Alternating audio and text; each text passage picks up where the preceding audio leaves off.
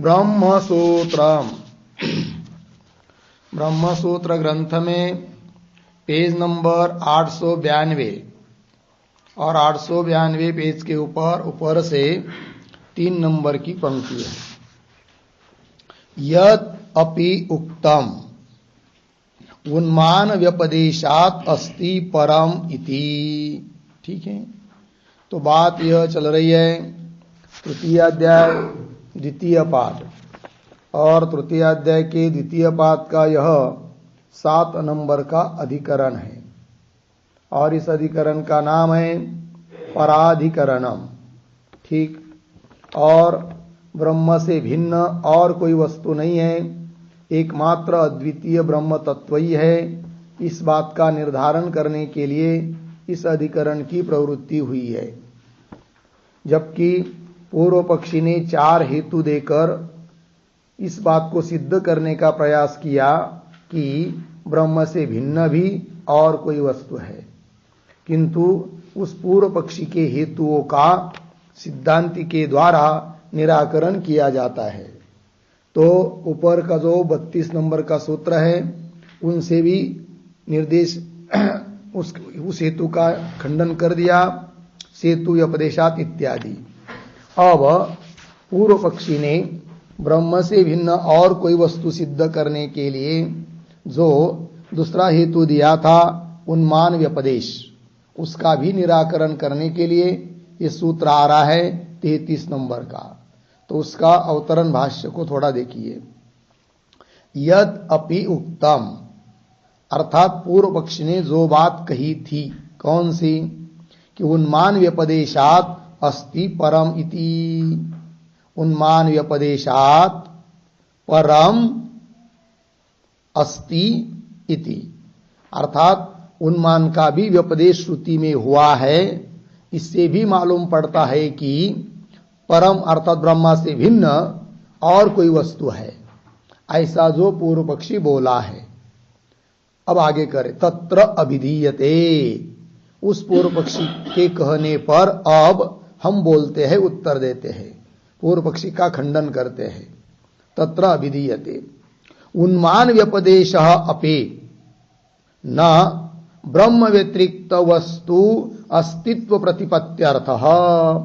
उन्मान का व्यपदेश भी ब्रह्म व्यतिरिक्त, ब्रह्म से अतिरिक्त कोई वस्तु है, इस बात की प्रतिपत्ति होने के लिए, ज्ञान होने के लिए, इसकी सिद्धि होने के लिए नहीं है।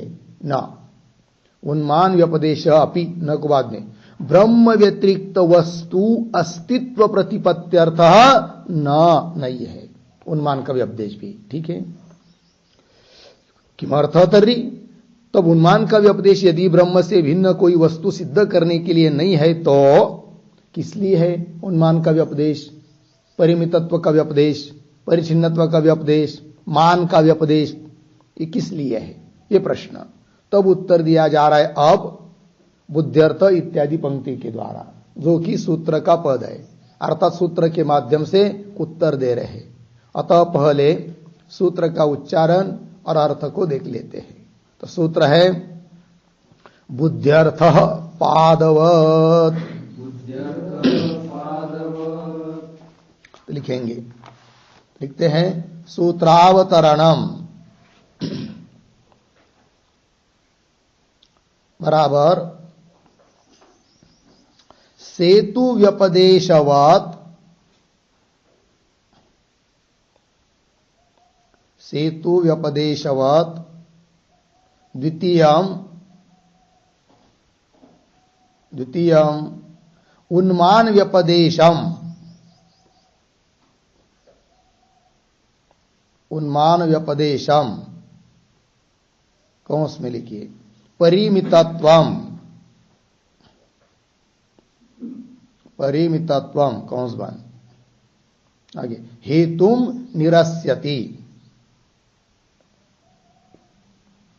हेतुम निरस्यति बुद्ध्यर्थः इति। फिर नीचे की पंक्ति में सूत्रम बराबर बुद्ध्यर्थः पादवत 3, 2, 33। पदच्छेद बुद्ध्यर्थः पादवत्। नीचे की पंक्ति में पदार्थोक्ति बराबर प्रतीक है पादवत् बराबर यथा यथा ब्रह्म प्रतीकस्य आकाशस्य ब्रह्म प्रतीकस्य आकाशस्य आध्यानाय आध्यानाय अज्ञादयः अज्ञादयः चत्वारः पादाः कल्प्यन्ते चत्वारः पादाः कल्प्यन्ते पूर्ण विराम। आगे ब्रह्म प्रतीकस्य मनसः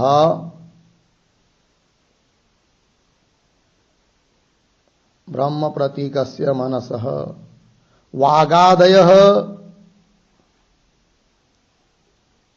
वागादयः पादाः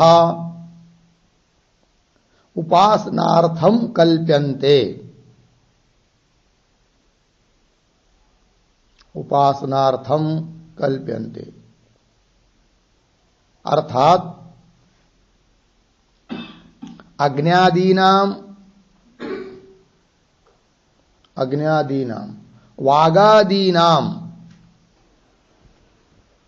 वागादीनां च पादत्वेन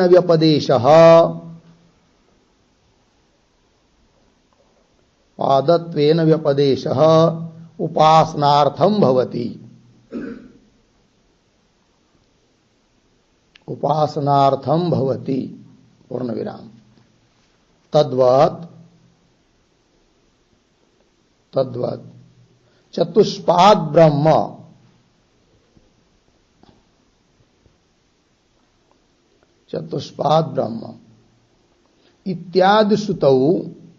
इत्यादि श्रुतौ उन्मान व्यपदेशः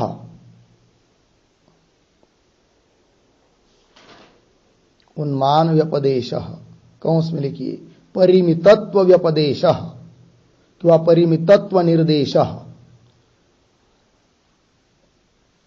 परिमितत्व निर्देशः कौंस बंद। आगे प्रतीक बुद्ध्यर्थः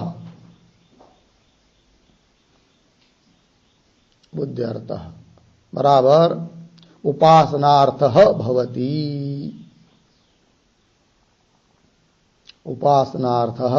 भवति पूर्ण विराम।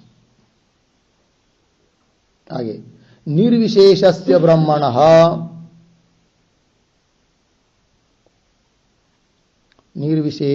ब्रह्मणः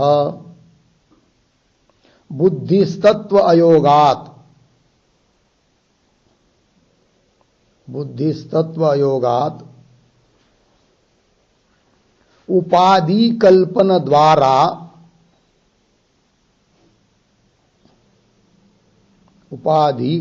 द्वारा बुद्धिस्तत्वात्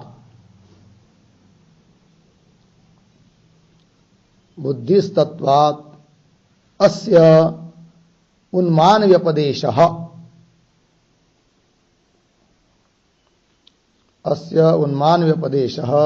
न मुख्यः भवितुम्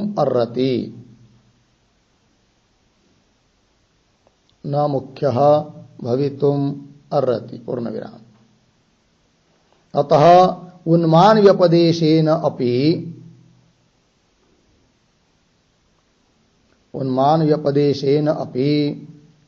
न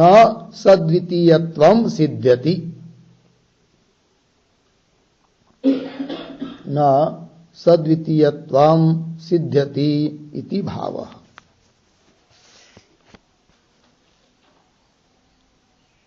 ठीक, देखो भाई अर्थ। तो सूत्रावतरण में लिख रहे हैं सेतु व्यपदेशवत द्वितीयम, मतलब जैसे चार हेतु में से पूर्व पक्षी का जो पहला हेतु था सेतु व्यपदेश, उससे जैसे सद्वितीयत्व की सिद्धि नहीं हुई, सिद्धांति ने उसका खंडन कर दिया पूर्व पक्षी के हेतु का, अद्वितीयत्व की ही सिद्धि की गई।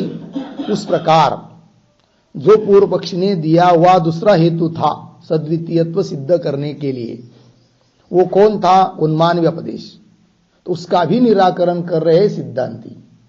तो वही कह रहे सेतु व्यपदेश व द्वितीयम उन्मान व्यपदेशम परिमितत्व परिचिन्नत्व, वो जो हेतु है उसका भी निराकरण कर रहे सूत्र के माध्यम से। तब सूत्र आया बुद्ध्यर्थ पादवत।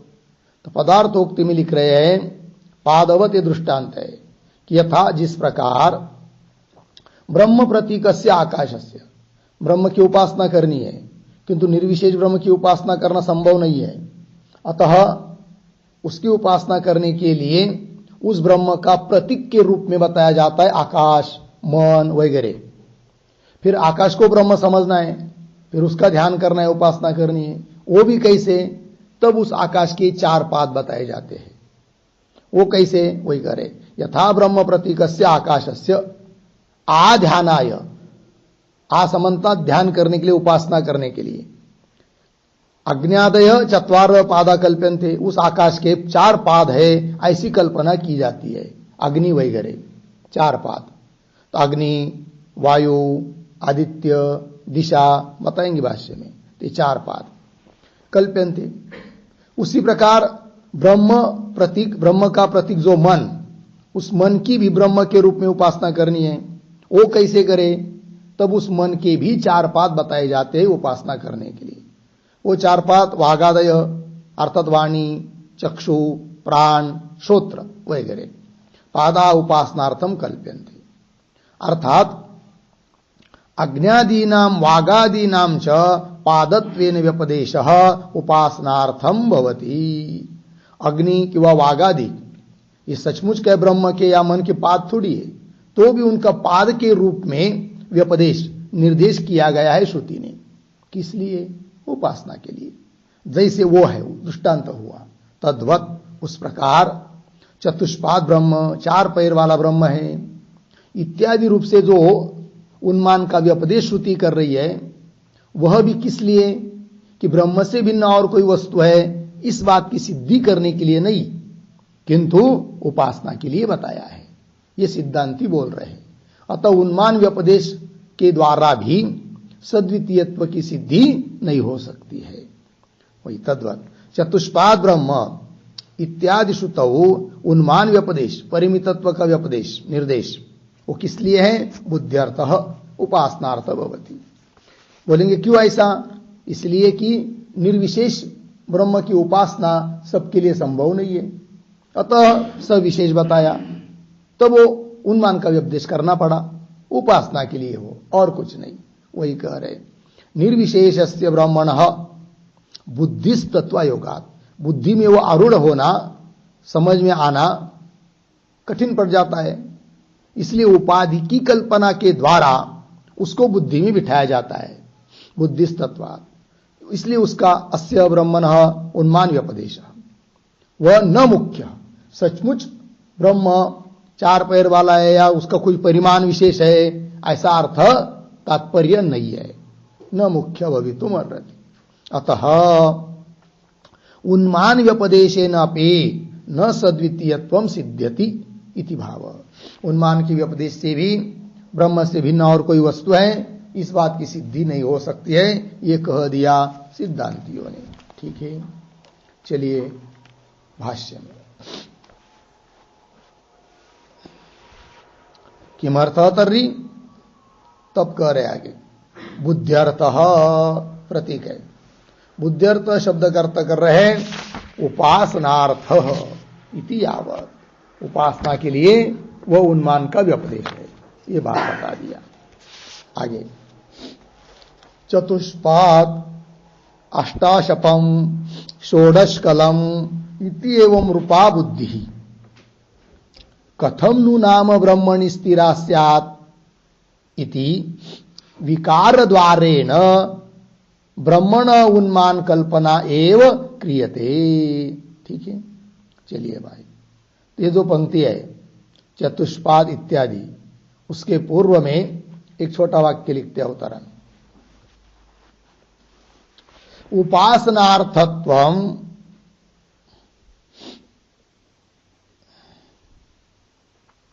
उपासनार्थत्वम उन्मान व्यपदेशस्य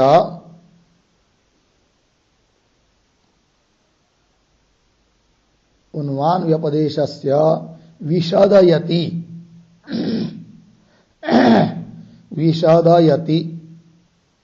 चतुष्पाद इति।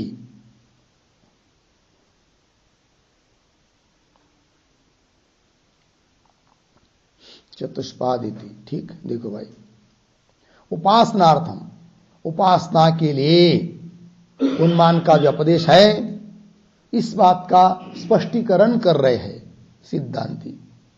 तो कैसा उन्मान का व्यपदेश किया है? तो बताया है चतुष्पाद, 4 पैर वाला ब्रह्म है, अष्टाशपम 8 खुर वाला है, षोडश कलम 16 कला वाला है। कल या परसों शायद बताया था, वो 4 पाद कौन है, 8 खुर कौन है और 16 कला, इसलिए अब बताने की जरूरत नहीं। तो षोडश कलम इति एवं रूपा बुद्धि, इस प्रकार की जो बुद्धि है वह कथम नु नाम ब्रह्मणि स्थिरा स्यात्, तो ब्रह्म में वो बुद्धि कैसी स्थिर होगी, ये प्रश्न। तब कह रहे कथम नु नाम ब्रह्मणि स्थिरा स्यात् इति, तब कहते विकार द्वारेण, विकार कार्य, ब्रह्म का जो कार्य है उसको लेकर तदाकार बुद्धि करेंगे तो धीरे धीरे ब्रह्माकार हो जाएगी, वही कह रहे। तो विकार द्वारेण ब्रह्मण उन्मान कल्पना एव क्रियते, विकार कार्य के माध्यम से ब्रह्म में उन्मान की कल्पना की जाती है। ब्रह्म में बुद्धि स्थिर होने के लिए तात्पर्य उपासना के लिए, और कुछ नहीं। आगे, न ही अविकारे अनंते ब्रह्मणे सर्वैः पुंभिः शक्या बुद्धि स्थापयितुम, क्यों? मंद मध्यम उत्तम बुद्धित्वात् पुंसाम इति। ठीक है, थोड़ा शब्दों का अन्वय करेंगे। ही अविकारे अनंते ब्रह्मणि, अविकारे अनंते ब्रह्मणि सर्वैः पुंभिः, एक शब्द छोड़कर आगे, बुद्धि स्थापयितुम, वाक्य के आरंभ में न, फिर आगे शक्या, फिर अंतिम का शब्द पुंसाम, उसके पीछे मंद मध्यम उत्तम बुद्धित्वात्, अंतिम में इति। ठीक, चलिए भाई, तो ये दो वाक्य है, न ही अविकारी इत्यादि। उसके पूर्व में एक वाक्य लिखते हैं अवतरण, शुद्धम ब्रह्म हित्वा, शुद्धम ब्रह्म हित्वा सोपाधिके, सोपाधिके किम इति, किम इति तत्र बुद्धि स्थिरीक्रियते, तत्र बुद्धि स्थिरीक्रियते, अर्धविराम, तत्र आह नहि इति, तत्र आह नहि इति। ठीक, देखो भाई अर्थ, शुद्धम ब्रह्म हित्वा, पूर्व पक्षी शंका करता है कि शुद्ध निर्विशेष ब्रह्म को छोड़कर सोपाधि के उपाधि से युक्त ब्रह्म में किमिति तत्र बुद्धि स्थिर क्रियते, सोपाधिक ब्रह्म में उपाधि से युक्त ब्रह्म में बुद्धि की स्थिरता क्यों की जा रही है शुद्ध ब्रह्म को छोड़कर? ऐसी कोई यदि शंका करता है तो उसके लिए उत्तर दे रहे नहीं इत्यादि पंक्ति से, अन्वय के अनुसार अर्थ ही, क्योंकि अविकारे, विकार रहित, अनंते, अंतरहित, शुद्ध ऐसे उपाधिरित ब्रह्म में, ब्रह्मणि सर्वैः पुंभिः बुद्धि स्थापयितुम न शक्या। पुंभिः, पुरुषैहि, सभी पुरुषों के द्वारा उस शुद्ध ब्रह्म में बुद्धि की स्थापना करना संभव नहीं है, क्योंकि प्रायः मनुष्यों को आदत लगी हुई है क्या, बुद्धि का वो विषय बन जाता है आदमी को जिसमें गुण हो, क्रिया हो, जाति हो, जैसे घट पट मठ, ये बुद्धि के विषय बनते हैं। उसमें कुछ तो है गुण जाति क्रिया आदि आदि। ब्रह्म में तो न तो कोई गुण है, न कोई जाति है, न कोई क्रिया है, न कोई आकार प्रकार है। तो उस ब्रह्म में बुद्धि स्थिर होना सभी की बात नहीं है, असंभव है कि नहीं, ये कह रहे। फिर उन लोगों को भी तो ब्रह्मबोध होना चाहिए। फिर ऐसे वो लोगों के लिए क्या करे कि जिनकी बुद्धि मंद है, सीधी शुद्ध ब्रह्माकार हो नहीं सकती, तब उसके लिए श्रुति उपाय बताती है कि चतुष्पाद ब्रह्म है, ऐसा ब्रह्म है, विकार को लेकर बताती है। और उस पर क्या करो, ब्रह्म बुद्धि करो, तो शाखाचंद्र न्याय से धीरे धीरे ब्रह्म तक पहुंच पाएंगे, ये श्रुति का अभिप्राय है। तो वही कह रहे स्थापयितुम न शक्या। क्यों? पुंसाम, पुरुषों की बुद्धि कैसी होती है, सभी की एक जैसी होती नहीं है।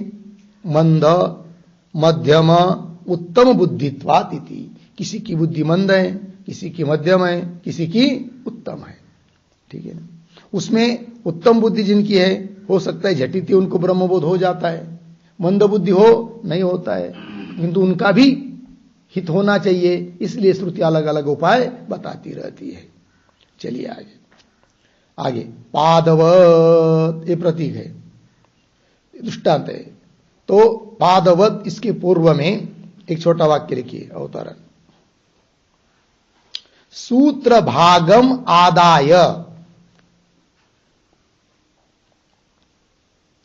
सूत्र भागम आदाय वैदिक उदाहरणत्वेन, वैदिक उदाहरणत्वेन व्याकरोति, व्याकरोति पादवत इति, पादवत इति, ठीक है। अर्थ क्या है? सूत्र भाग, सूत्र का अंश को लेकर वैदिक उदाहरण के द्वारा इस विषय को स्पष्ट कर रहे हैं, ठीक है। तो देखिए फिर पादवत, यथा मन आकाशयोः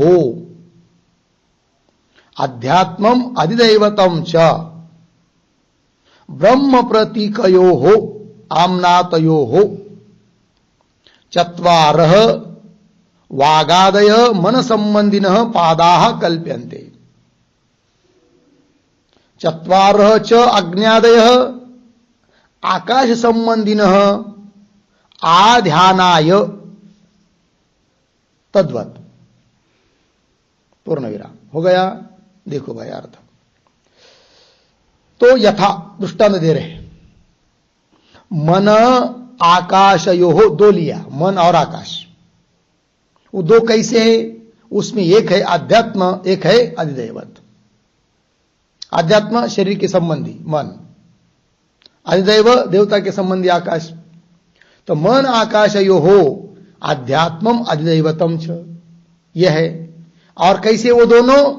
ब्रह्म प्रतीकयोः आम्नातयोः, ब्रह्म के प्रतीक के रूप में उनका कथन हुआ है श्रुतियों में कि ब्रह्म का प्रतीक है मन, ब्रह्म का प्रतीक है आकाश। अर्थात तुमको ब्रह्म की उपासना करनी है, सीधी नहीं हो पाती है ना, तो आकाश की उपासना करो ब्रह्म समझकर, मन की उपासना करो ब्रह्म समझकर। तो प्रतीक हो गए मन और आकाश। तो ब्रह्म प्रतीकयो, ब्रह्म के प्रतीक के रूप में आम्नातयो कथन किए हुए। ऐसे जो दो, उनमें मन के चार पाद बताए हैं और आकाश के चार पाद बताए हैं उपासना के लिए। वो मन के चार पाद कौन है, आकाश के चार पाद कौन है? तब कह रहे हैं चत्वारः वागादय मन संबंधिनः पादाः, मन के संबंधी चार पाद, वागादय, वागादय आदि। तो आदि शब्द से क्या लेंगे? तो वागादय यहां पर आदि शब्द से लिख लीजिए, वाक प्राण चक्षु श्रोत्रम, वाक प्राण चक्षु श्रोत्रम। इति चत्वारः मनसः पादाः भवन्ति। मनसः पादाः भवन्ति पूर्णविराम। आगे अग्निः वायुः आदित्यः दिशः। अग्निः वायुः आदित्य दिशः इति आकाशस्य चत्वारः पादाः भवन्ति। चत्वारः पादाः भवन्ति।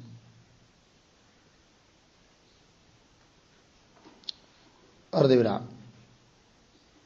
ते ध्यानार्थं कल्पिताः। ते ध्यानार्थं कल्पिताः। अर्धविराम। तद्वत् ब्रह्मणः उन्मानम्। तद्वत् ब्रह्मणः उन्मानम् मंदबुद्धीनाम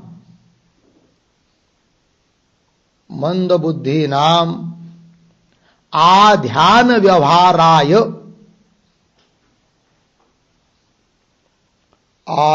व्यवहाराय कल्पितम इत्यर्थः। कल्पितम इत्यर्थः। ठीक, देखो भाई अर्थ। तो मन के चार पात वाक, प्राण, चक्षु, श्रोत्र यह है। और आकाश के चार पात अग्नि, वायु, आदित्य और दिशा यह है। ध्यान के लिए उन पादों की कल्पना की गई है। उस प्रकार ब्रह्म का भी उन्मान जो है वह मंद बुद्धि पुरुषों को उपासना हो पावे, आध्यानाय ध्यान होने के लिए, इस व्यवहार के लिए कल्पित है, कल्पना की गई है ब्रह्म के उन्मान की। यह अर्थ हुआ। ठीक है, चलिए भाष्य पंक्ति में। तो वागादयः मन संबंधिनः पादाः कल्प्यन्ते। आगे चत्वारः च अग्न्यादयः आकाश संबंधिनः। क्या पीछे से अनुवृत्ति आएगी कौन शब्द की? हाँ, तो अग्न्यादय आकाश संबंधी न पादा कल्प्यन्ते। अग्नि वगैरह आकाश के संबंधी पादों की कल्पना की गई है। किस लिए? आध्यानाय, असमन्ता ध्यान के लिए, उपासना के लिए। ये दृष्टांत हुआ। फिर कह रहे तद्वत्, उस प्रकार ब्रह्म का भी जो उन्मान है वो उपासना के लिए है, न कि सचमुच ब्रह्म का परिमितत्व है और परिमित है, ब्रह्म परिचिन्न है, उसके अतिरिक्त और कोई वस्तु है, इस बात के बताने के लिए वह उन्मान नहीं है। यह मतलब हुआ। आगे चलिए। अथवा पादवत इति, ये क्या बोल रहे भाई अथवा अभी? तो अथवा के पहले एक वाक्य लिख लेते हैं अवतरण के रूप में।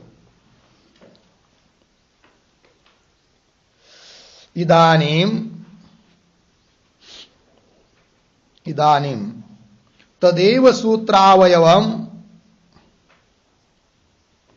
तदेव तमेव इदानीम तम एव सूत्रावयवम लौकिक दृष्टान्तेन योजयति। लौकिक दृष्टान्तेन योजयति अथवा इति। अथवा इति। ठीक, देखो भाई, अब तमेव सूत्रावयवम, तम वही उसी सूत्रावयव को, कौन? पादवत, उसी को लौकिक दृष्टांत के द्वारा घटा रहे हैं। अब तो वैदिक दृष्टांत दिया पादवत इसका व्याख्यान करते हुए, अब लौकिक दृष्टांत दे रहे हैं अथवा करके। तो पंक्ति को देखिए, अथवा पादवत इति, इसकी व्याख्या कर रही। यथा कार्षापणे पाद विभाग व्यवहार प्राचुर्याय कल्प्यते। ठीक, जिस प्रकार यथा कार्षापणे, कार्षापण बताया था कल। कार्षापन मतलब सिक्का, नाने। रुपया लीजिए, रुपया, सीधी बात। तो सीधा बंदा रुपया, उसके भी तो कुछ पाद कल्पना की गई है ना। 50-50 पैसा का दो भाग हुआ, चौवानी 4 आना लेंगे तो 4 भाग हुआ, विभाग पाद की कल्पना की गई है। क्यों? व्यवहार प्राचुर्याय, अधिक से अधिक व्यवहार होने के लिए, है कि नहीं? वही कह रहे, कार्षापणे पाद विभाग व्यवहार प्राचुर्याय कल्प्यते। कैसे? उसका स्पष्टीकरण कर रहे आगे। न ही सकलेन एव कार्षापणेन सर्वदा सर्वे जनाः व्यवर्तुम ईशते। क्यों? क्रय विक्रये परिमाण अनियमात तद्वत इत्यर्थ। ठीक, ये जो पंक्ति है न ही सकलेन इत्यादि, तो न ही के पहले एक वाक्य लिखते, छोटा सा अवतरण, पाद विभागम विना, पाद विभागम विना अपि व्यवहार बाहुल्यम स्यात्, व्यवहार बाहुल्यम स्यात् इति आशंक्य आह, इति आशंक्य आह नहीं इति।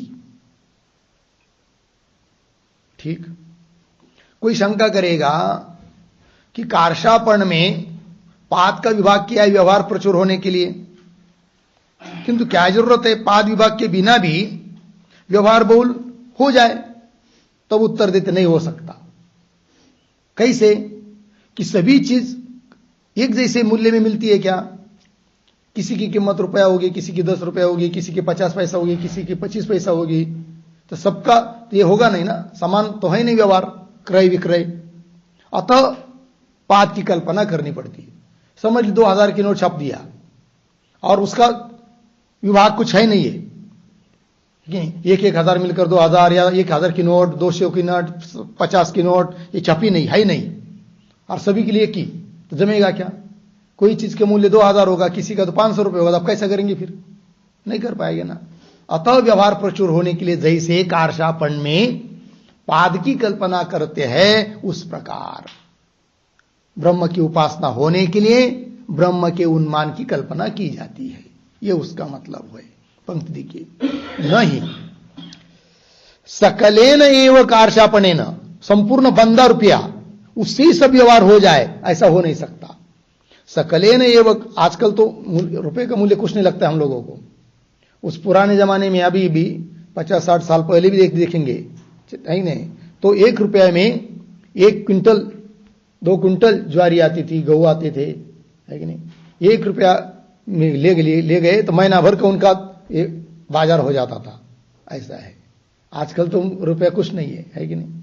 हमको भी याद है ना, ये 5 पैसे 20 पैसे 25 पैसे ये भी चलते थे, और 5 पैसे का छोटा सा चौकोनी एल्यूमिनियम का नाना, वो दुकान में ले जाएंगे तो उसके 5 चॉकलेट आते थे, 5 पैसे में 5, 25 पैसे में 25 चलो, तो नहीं, सकलेन एव कार्षापणेन सर्वदा, सब काल में सभी लोग, सर्वे जनाः व्यवर्तुम ईशते, न कान्वय ईशते के साथ, सकलेन एव कार्षापणेन सर्वदा सर्वे जना व्यवर्तुम न ईशते, लग गया।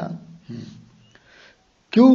क्रय विक्रये परिमाण अनियमात, खरीदी बिक्री करते समय परिमाण सबका, सब चीजों का समान नहीं है, परिमाण अनियमात, ये दृष्टांत हुआ। तद्वत इत्यर्थ। अब तद्वत से क्या बताएंगे फिर? तो तद्वत इत्यर्थ, इसके ऊपर एक छोटी सी टिप्पणी लिखते हैं, तो लिखेंगे कार्षापणस्य व्यवहाराय, कार्षापणस्य व्यवहाराय पादकल्पनावत्, पादकल्पनावत् मंदधियाम, मंदधियाम ध्यान व्यवहाराय, ध्यान व्यवहाराय ब्रह्मणः, ब्रह्मणः उन्मान कल्पना भवति इत्यर्थः। उन्मान कल्पना भवति इत्यर्थः। पूर्ण विराम। उत्तम बुद्धि नाम तो झटिति अनौपाधिके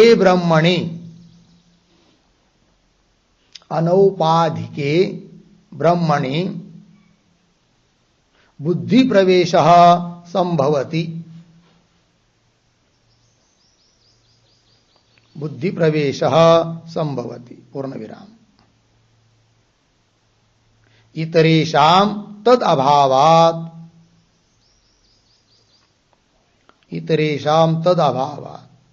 सोपाधिके ब्रह्मणि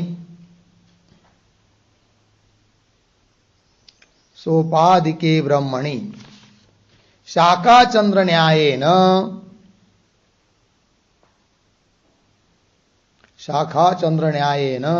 बुद्धि स्थिरीक्रियते।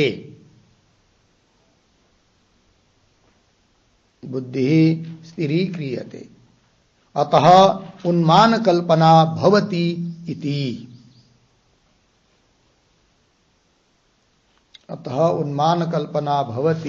इति। हो गया। देखो भाई अर्थ। कार्षापणस्य व्यवहाराय, पाद कल्पनावत, जैसे कार्षापन का व्यवहार अधिक से अधिक होने के लिए पाद की कल्पना होती है, उस प्रकार मंद बुद्धि वाले लोगों को ध्यान व्यवहार होने के लिए ब्रह्म में उन्मान कल्पना भवती है। और उत्तम बुद्धि वाला कोई हो तो उसके लिए जरूरत नहीं पड़ती है। उत्तम बुद्धि नाम तू झट दिसी अनौपाधिके ब्रह्मणि, उपाधिरित ब्रह्म में भी बुद्धि का प्रवेश उसका हो जाता है। इतरेषां तु तदाभावात्, अन्यों को संभव नहीं है, इसलिए उनकी सोपाधिके ब्रह्मणि बुद्धि स्थिर की जाती है शाखा चंद्र न्याय से। ठीक है। इसलिए उन्मान कल्पना वो है, वह जो की है श्रुति ने, वह ब्रह्म से भिन्न कोई अन्य वस्तु सिद्धि करने के लिए नहीं है, उपासना के लिए है। ये बात सिद्ध हो गई। हो गया। 33 नंबर के सूत्र का भाष्य पूरा हुआ। आगे चलते हैं। अब 34 नंबर का सूत्र का भाष्य देखिए। इह सूत्रे द्वयोः अपि संबंध भेद व्यपदेशयोः परिहारः विधीयते।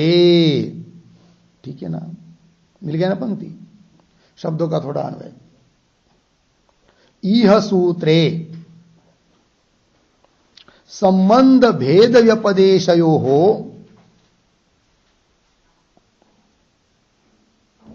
पीछे द्वयोः अपि, आगे परिहारः विधीयते। ठीक है। देखो भाई, इस सूत्र में अभी जो 34 नंबर का सूत्र आ रहा है, उसमें संबंध व्यपदेश भेद व्यपदेश द्वयोः अपि परिहार विधि, दोनों का भी परिहार किया जा रहा है। पूर्व पक्षी के द्वारा जो 4 हेतु दिए थे, उनमें से 2 हेतु का परिहार अभी तक किया 2 सूत्रों के द्वारा। अब ये जो सूत्र आ रहा है 34 नंबर का, इसके द्वारा तो बचे हुए दोनों हेतुओं का निराकरण करने वाले हैं, वही बता रहे हैं। यह सूत्रे संबंध भेद उपदेशयो द्वयोः अपि परिहार विधीयते। ठीक है। अब आगे, यद अपि उक्तम, जो पूर्व पक्ष ने बात कही है, क्या? संबंध व्यपदेशात भेद व्यपदेशाच परम अतः स्यात्, अतः परम स्यात् इति तदपि असत। मिल गया ना पंक्ति। जो पूर्व पक्ष ने बात कही थी कि संबंध का व्यपदेश होने के कारण और भेद का व्यपदेश निर्देश होने के कारण अतः परम, अतः ब्रह्मणः परम, उस ब्रह्म से पर, ब्रह्म से भिन्न और कोई वस्तु होगी, ऐसा जो पूर्व पक्षी बोला है, तद अपि असत, वह भी उसका कहना ठीक नहीं है। तो बोलेंगे क्यों? तब करे यतः एकस्यापि स्थान विशेष अपेक्षया एतौ व्यपदेशौ उपपद्येते। तो उत्तर दे रहे फिर यतः इत्यादि पंक्ति के द्वारा सूत्र के माध्यम से। अतः पहले सूत्र का उच्चारण और अर्थ कर लेंगे। तो चलिए फिर, तो सूत्र है स्थान विशेषात प्रकाशादिवत।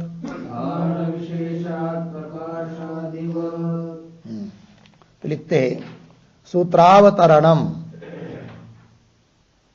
बराबर संबंध भेदौ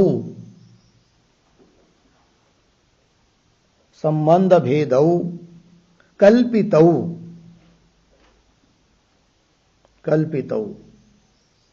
न ब्रह्म व्यतिरिक्त वस्तु तत्व साधको, न ब्रह्म व्यतिरिक्त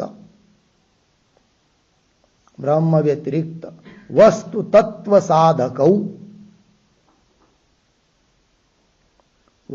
तत्व साधकौ इति आह।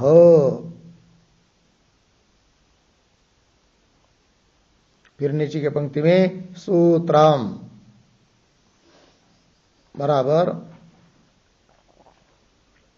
स्थान विशेषात प्रकाशादिवत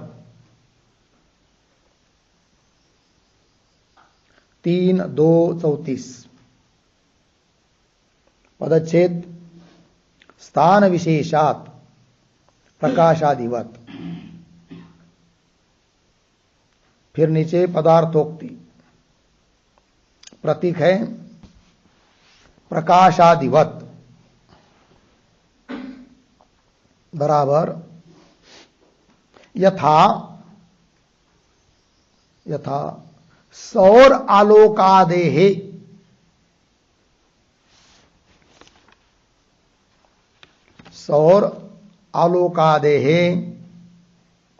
अंगुल्यादि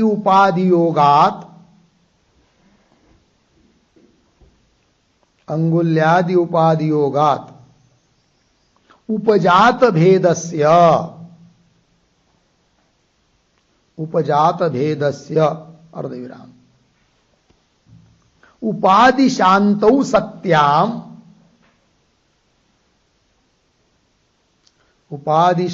सत्याम भेदस्य उपशमात्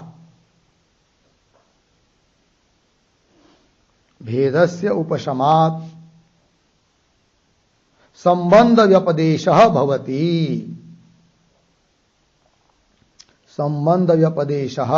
भवति। पूर्ण विराम। आगे उपाधि भेदाच्च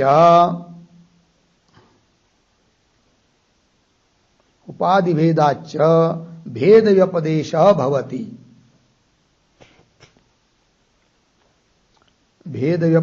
भवति। पूर्ण विराम। तद्वत् आगे प्रति स्थान विशेषात बराबर स्थानम बराबर उपाधि बुद्ध्यादि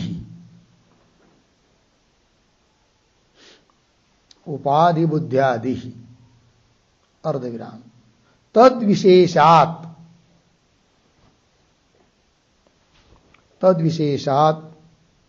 प्राप्तस्य भेदस्य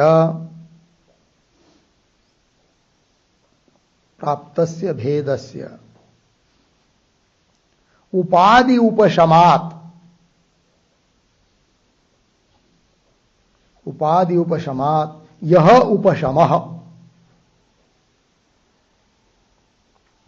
यह उपशमः स एव प्राज्ञेन आत्मना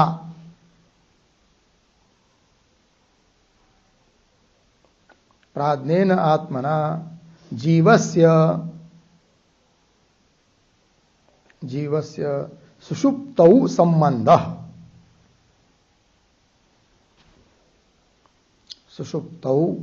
संबंधः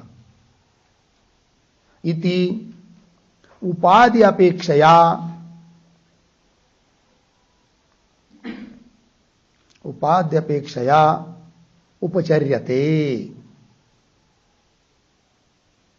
उपचर्यते। पूर्ण विराम। नीचे की पंक्ति में अक्ष आदित्य पुरुषयो हो,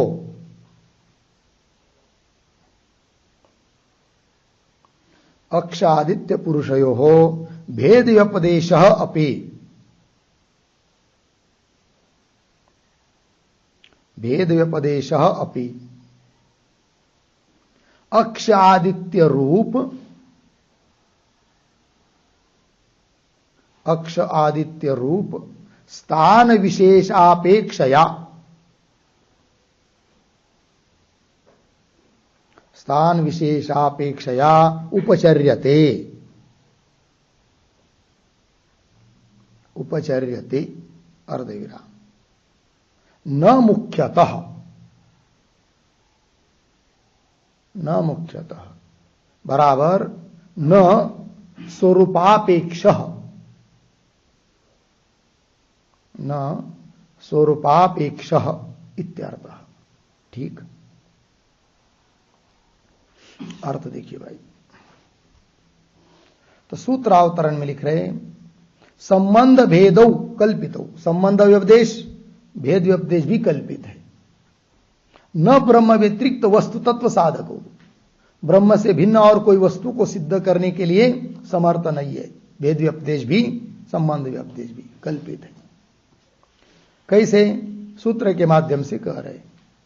तब सूत्र आया स्थान विशेषात प्रकाशादिवत 3:2-34 पदच्छेद हुआ, पदार्थोक्ति में लिख रहे प्रकाशादिवत, दृष्टांत दे रहे यथा सौर आलोकादि, सौर सूर्य का प्रकाश, आलोक प्रकाश,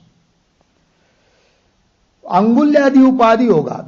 जैसे सूर्य का प्रकाश आ रहा है और अलग अलग उपाधि लगा दिया, कोई अंगुली आदि या कोई ऐसी चिन्ह बना दिया या अलग अलग झरोखे लगा दिया, खिड़कियां, कोई गोल खिड़की, कोई चौकोनी कोई खिड़की, कोई त्रिकोणी खिड़की है, और उसमें से प्रकाश भीतर आ रहा है, और जो प्रकाश दिखाई दे रहा है वो अलग अलग दिखाई दे रहा है। ये चौकोन त्रिकोण है, ऐसा है वैसा है कि नहीं? उपाधि के कारण उस प्रकाश में भेद दिखाई दे रहा है।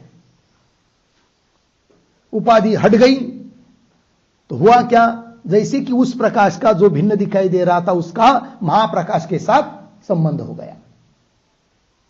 तो भेद दिखाई देना भी उपाधि के अधीन है, और जिस उपाधि के कारण भेद दिखता है वो उपाधि समाप्त हुई तो जैसे कि संबंध बन गया।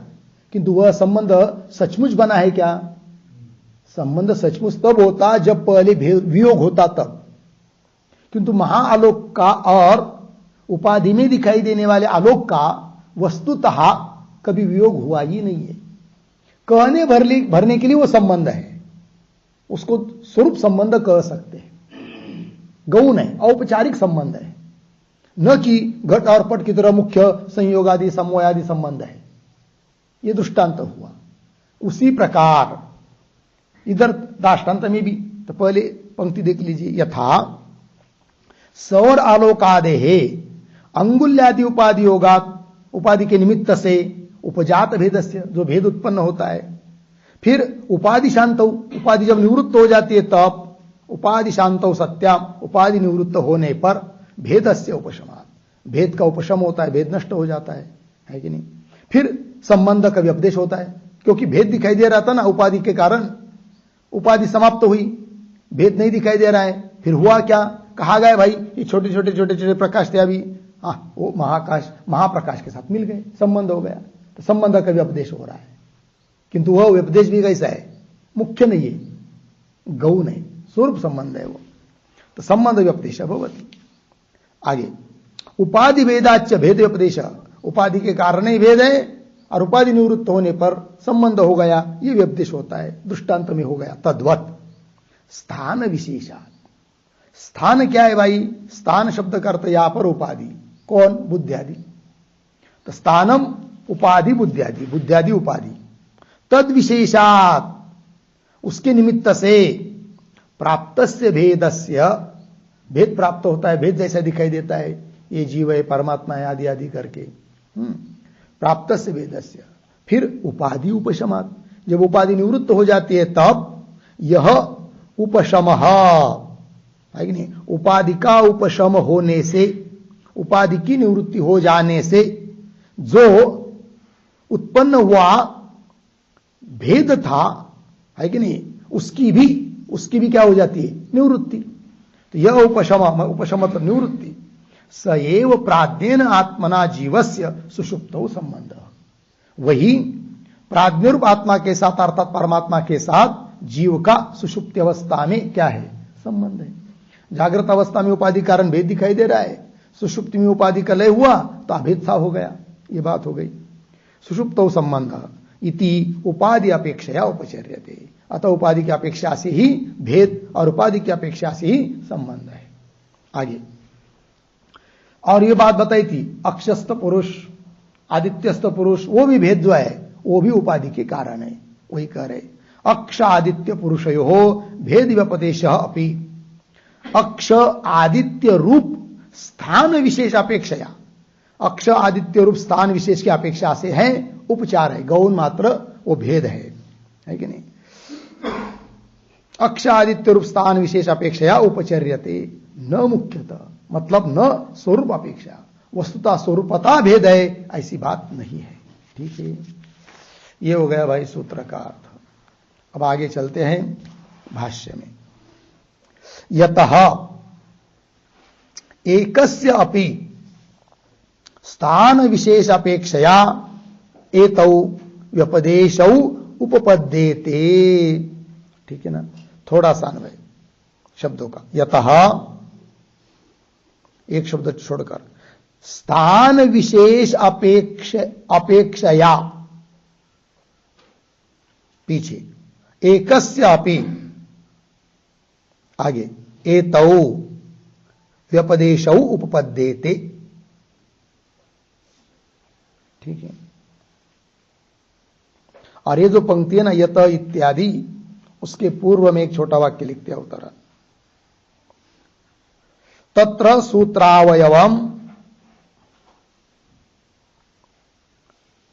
सूत्रावयवम हेतुत्वेन योजयति, हेतुत्वेन योजयति यतः इति। ठीक है, हाँ, तो पीछे जो बताया था ना कि पूर्व पक्षी की बात ठीक नहीं है करके, यद्यपि उक्तम संबंध व्यपदेशात भेद व्यपदेशाच अतः परम अस्ति स्यात् इति तदपि असत्। क्यों, तो उसको बताने के लिए सूत्र का अवयव को हेतु के रूप में जोड़ रहे हैं। तो देखिए फिर, यतः जिस कारण से कि स्थान विशेष अपेक्षया, स्थान मतलब उपाधि, उपाधि विशेष की अपेक्षा से ही क्या, एकस्यापि वस्तु एक है तो भी उपाधि की अपेक्षा से उनका भेद से निर्देश होता है। वही कह रहे एकस्यापि एतौ व्यपदेशौ उपपद्येते, इन व्यपदेशों का उपपत्ति हो जाती है। कौन व्यपदेश, भेद व्यपदेश, संबंध व्यपदेश। क्यों, उपाधि के कारण, एक वस्तु होने पर भी। आगे चलिए, संबंध व्यपदेशे तावत अयम अर्थ। अब दोनों में से पहला किसको बता रहे हैं, तो ये जो पंक्ति है संबंध व्यपदेशे इत्यादि, उसके पूर्व में एक छोटा वाक्य, द्वयोः अपि परिहारम, द्वयोः अपि परिहारम संक्षिप्य, संक्षिप्य आगे विभज्य दर्शयन, दर्शयन आदौ, आदौ संबंध व्यपदेशम प्रति आह, संबंध व्यपदेशम प्रति आह, संबंध व्यपदेशे इति। ठीक, देखो वह अर्थ, द्वयोः अपि परिहारम, दोनों का भी परिहार संक्षेप में बता दिया पीछे की पंक्ति में, उपाधि के कारण ये दोनों का व्यपदेश होता है करके। तो द्वयोः अपि परिहारम संक्षिप्य विभज्य, थोड़े में विभाग करके दिखाते हुए, आदौ पहले संबंध व्यपदेशम प्रति आह, संबंध व्यपदेश के प्रति बोल रहे हैं सिद्धांती, संबंध व्यपदेशे इत्यादि पंक्ति से। तो पंक्ति को देखिए, संबंध व्यपदेशे तावत अयम अर्थ, अयम अर्थ मतलब अयम अभिप्राय, संबंध व्यपदेश के बारे में यह अभिप्राय है। वो कैसा क्या? तो देखिए, बुद्ध्यादि उपाधि स्थान विशेष योगात उद्भूतस्य विशेष विज्ञानस्य उपाधि उपशमे यह उपशमः सह परमात्मना संबंधः इति उपाधि अपेक्षया एव उपचर्यते अर्धविराम न परिमितत्वापेक्षया। ठीक है, अर्थ देखो भाई, पंक्ति सरल है। बुद्ध्यादि उपाधि स्थान विशेष योगात, बुद्धि वगैरह जो उपाधि रूप स्थान, उसकी विशेषता के कारण विशेष योगात क्या होता है? उद्भूतस्य विशेष विज्ञानस्य, विशेष विज्ञान उत्पन्न होता है, ज्ञान उत्पन्न होता है बुद्धि रूप उपाधि के कारण। जैसे जागृत अवस्था में हम लोग बुद्धि के बल पर विशेष विशेष प्रकार का ज्ञान संपादन करते हैं कि नहीं? तो वही फिर क्या हुआ? बुद्ध्यादि उपाधि के निमित्त से उद्भूत विशेष विज्ञानस्य, विशेष प्रकार का ज्ञान उत्पन्न होता है विज्ञानस्य। फिर आगे उपाधि उपशमे, और जब ये बुद्धि रूपी उपाधि का उपशम हो जाता है, लय हो जाता है, जैसे सुषुप्त अवस्था में हम लोग चले जाते हैं तो बुद्धि रूप उपाधि का क्या हो जाता है? लय हो जाता है। तो उपाधि उपशमे, लय होने पर सती सप्तमी, यह उपशम है कि नहीं? जो उपशम होता है विशेष ज्ञान का, उपशम हो गया क्योंकि बुद्धि के कारण विशेष ज्ञान था, बुद्धि का लय हुआ, उपाधि का लय हुआ, तो विशेष ज्ञान का भी क्या हुआ? फिर उपशम हुआ, निवृत्ति हुई। तो यह उपशम, फिर उसको यह कहते क्या? स वह उस उपशम को ही कहेंगे सह परमात्मना संबंध, परमात्मा के साथ क्या हुआ? संबंध हो गया। जागृत अवस्था में बुद्धियादि उपाधि के कारण विशेष प्रकार का ज्ञान हो रहा है, सुषुप्त अवस्था में जाते हैं तो उपाधि जो बुद्धि उसका लय हुआ, उसके कारण विशेष ज्ञान भी नहीं दिखाई दे रहा है, तो विशेष ज्ञान की निवृत्ति हुई। इसका मतलब वही कि वह जीव परमात्मा के साथ अभिन्न हुआ, संबंध उसका हो गया परमात्मा के साथ। इसका तात्पर्य क्या निकला? जब उपाधि थी तो भेद दिखाई दे रहा था, उपाधि समाप्त हुई तो संबंध मालूम पड़ा। अर्थात संबंध और भेद ये किसके कारण है? उपाधि के कारण है। ये बात हो गई। अर्थात वास्तविक घटपट की तरह संयोग आदि मुख्य संबंध नहीं है, यह तो जीव का परमात्मा के साथ स्वरूप संबंध है, क्योंकि वस्तुतः कभी भेद हुआ ही नहीं है, अभेद ही है। उपाधि के कारण भेद दिखाई दे रहा था, इसलिए कहना पड़ रहा है कि संबंध हो गया करके। इसका मतलब यह नहीं फिर संबंध हुआ है, हो रहा है, और संबंध तो दो में होता है, इसका मतलब परमात्मा से भिन्न और तो जरूर कोई होगा। ये सब पूर्व पक्षी का कहना कुछ ठीक नहीं है। ये बात हो गई। यह उपशम स परमात्मना संबंध इति उपाधि अपेक्षया एव उपचर्यते। उपचर्यते मतलब गौण रूप से संबंध हुआ, यह कहा जाता है, क्योंकि वो संबंध मुख्य नहीं है। मुख्य नहीं मतलब जैसे घटपट का संबंध व्यवहार में मुख्य है कि नहीं, संयोग, और घट का घट के रूप के साथ समवाय मुख्य है, उस प्रकार का संबंध नहीं है। कहने भर के लिए संबंध है, वस्तुतः पहले से वो अभिन्न ही है, इसलिए औपचारिक कह दिया कि संबंध कैसा है? गौण है, उपचार मात्र है, कहने भर के लिए। जैसे खिड़कियां टूट गई, खिड़की के कारण जो अलग अलग प्रकाश दिखाई दे रहा था सूर्य का, फिर वो कहा गया, तो बोलेंगे संबंध हो गया उसका किसके साथ? महाप्रकाश के साथ। संबंध क्या हुआ? पहले ही तो था वो, तो भी व्यवहार हो रहा है, इसलिए वो गौण मात्र संबंध है। इसकी तरह इति उपाधि अपेक्षया एव उपचर्यते न परिमितत्व अपेक्षया। इसका मतलब यह नहीं कि जीव परिचिन्न है, परमात्मा परिचिन्न है, परिमितत्व बताया है, उन्मान बताया इसलिए उनका अभेद हो रहा है, ऐसी बात नहीं। न परिमितत्व अपेक्षया। ठीक, आगे चलिए। तथा भेद व्यपदेश अपि ब्रह्मण उपाधि भेदापेक्षया उपचर्यते न स्वरूप भेदापेक्षया। ठीक, शब्दों का पहले थोड़ा अन्वय। तथा दो शब्द छोड़कर ब्रह्मण पीछे, भेद व्यपदेश अपि आगे, उपाधि भेदापेक्षया उपचर्यते। सरल आगे, न स्वरूप भेदापेक्षया। अब क्या बात बतानी है भाई? ये जो पंक्ति तथा वगैरह उसके पूर्व में एक वाक्य लिख लेते हैं अवतरण। भेद व्यपदेशे अपि, भेद व्यपदेशे अपि स्थान विशेषात, स्थान विशेषात इति पदम योजयति, इति पदम योजयति तथा इति। ठीक है, देखो भाई अर्थ। तो जैसे अभी तक ऊपर संबंध व्यपदेश के बारे में घटाया स्थान विशेषात इस पद को, उस प्रकार भेद व्यपदेश में भी स्थान विशेषात इस पद को जोड़ रहे हैं। तो पंक्ति देखिए, तथा ब्रह्मणः भेद व्यपदेश, ब्रह्म में जो भेद का व्यपदेश, भेद का निर्देश होता है, वह भी उपाधि भेद अपेक्षया उपचर्यते, उपाधि की भेद की अपेक्षा से ही वह है, इसलिए गौण है, क्योंकि उपाधिकृत भेद कल्पित होता है।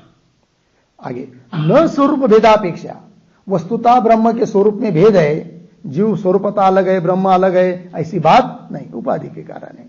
न स्वरूप भेदापेक्षया, तो बोलेंगे कैसे, जरा दृष्टांत से समझाइए। तो दृष्टांत दे रहे फिर, प्रकाशादिवत इति उपमा उपमा उपादानम।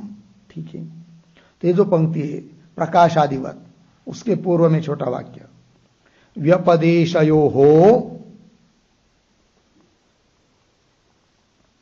व्यपदेशयोः औपाधिकत्वे,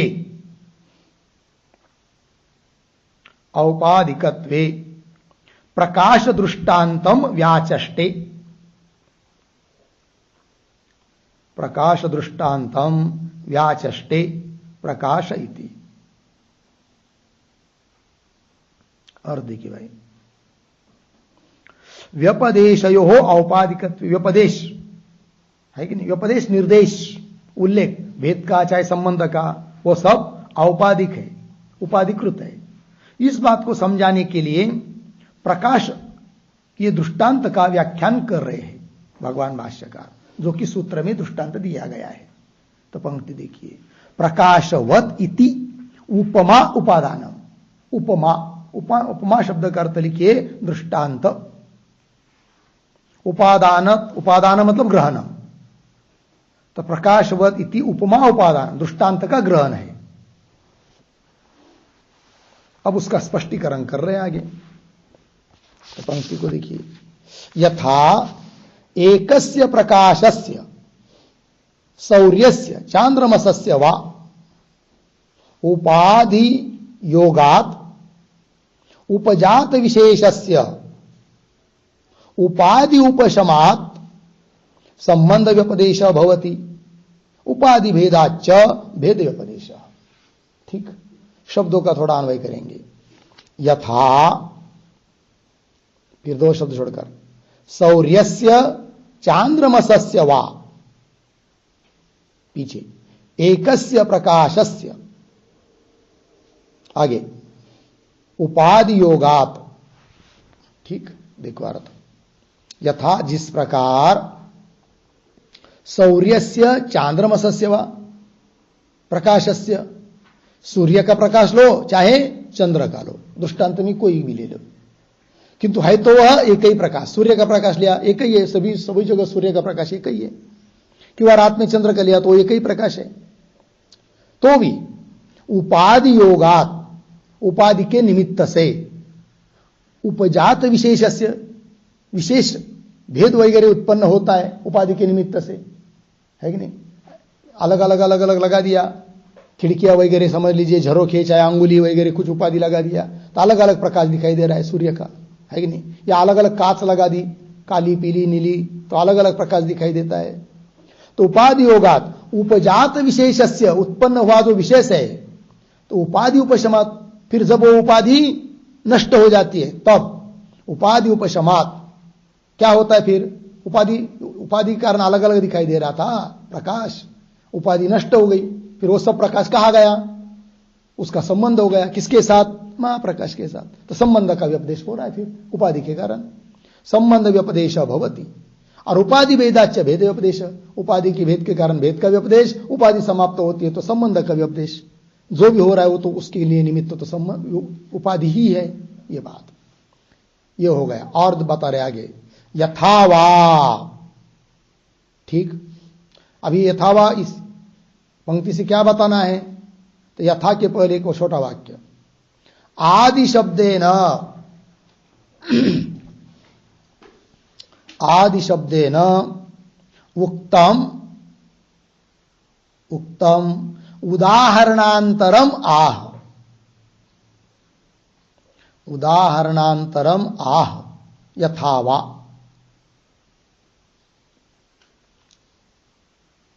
ठीक, मूल सूत्र में प्रकाशादिवत आदिवत आदि पद आया है। तो आदि शब्द से जो उदाहरण कहना चाहते सूत्रकार उसको बता रहे भगवान भाष्यकार।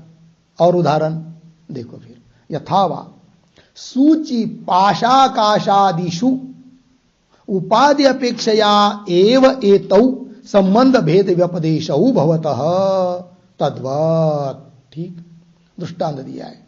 यथा सूचि सुई, पाश फासा, तो सूचि आकाश, पाशा आकाश, इन आकाशों में भेद मालूम पड़ रहा है कि नहीं? सुई में आया वो आकाश छोटा सा है, पाश ये कोई ऐसा बंधन लगा दिया वो आकाश है, वो अलग है, उपाधि कारण अलग अलग दिखाई दे रहा है। ठीक, किंतु उपाधि नष्ट हो गई तो वो आकाश का संबंध हो गया महाकाश के साथ।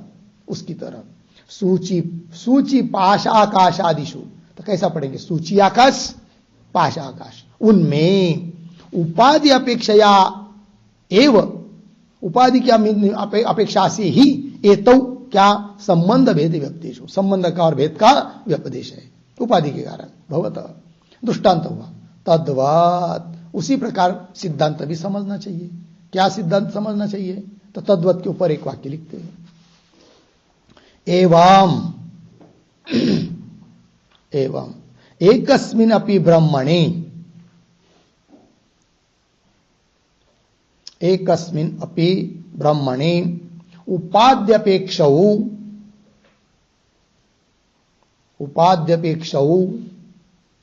एतौ व्यपदेशौ इत्यर्थः।